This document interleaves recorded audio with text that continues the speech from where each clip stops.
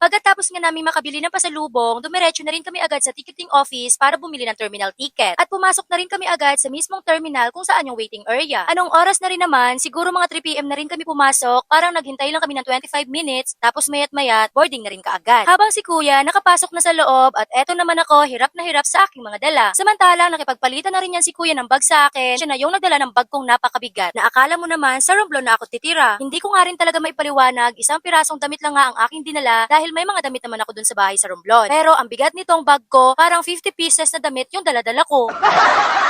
Starlight Ferries nga pala yung sasakyan naming barko today. Medyo malayo kasi yung dinadaungan ng barkong Starlight, kaya bago ka makasakay, kailangan mo pang maglakad ng 10 minutes. Every time na umuuwi talaga ako ng Romblon, barkong Starlight lang talaga yung sinasakyan ko. Maraming pasahero today, kaya din siguro mas gusto ng mga pasahero na sumakay sa barkong ito dahil sa kanilang pa-free meal. Natagalan pa nga bago kami nakaakyat mismo sa barko, kasi marami talagang pasahero. So nung nakaakyat na kami ng barko, nakipaghiwalay na ako kay kuya. Hiwalay kasi kami ng room ni kuya, so reclining siya, sa tourist naman ako. Pag nagta-travel kasi ako, ang hilig ko talaga matulog. Kaya tourist palagi yung binubuk ko. At para makatulog na rin ako ng mahimbing. Pagdating ko sa bed ko, nagpahinga na lang din muna ako. And then, sabi ko na rin kay kuya, pag na-board siya sa taas, puntahan niya na lang muna ako dito sa baba. At excited na nga talaga ako makauwi sa amin dahil mahigit 9 months din akong hindi nakauwi sa aming probinsya.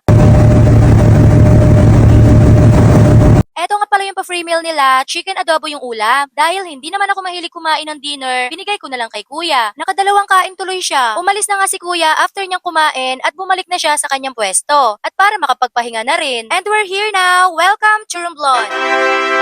Bumaba na kami ng barko at naghanap na rin kaagad na masasakyan. Dahil medyo malayo yung bahay namin sa bayan, siguro 10 to 15 minutes yung biyahe bago makarating sa bahay. Mabuti na lang may kakilala si kuya, kaya nakasakay din kami agad. Konti lang kasi yung mga tricycle na naghihintay sa labas. At isa pa, madaling araw pa lang din naman, kaya tulog pa yung iba. Nakakapanibago yung buhay probinsya. Yung 9 months na hindi ako nakauwi dito, parang 5 years.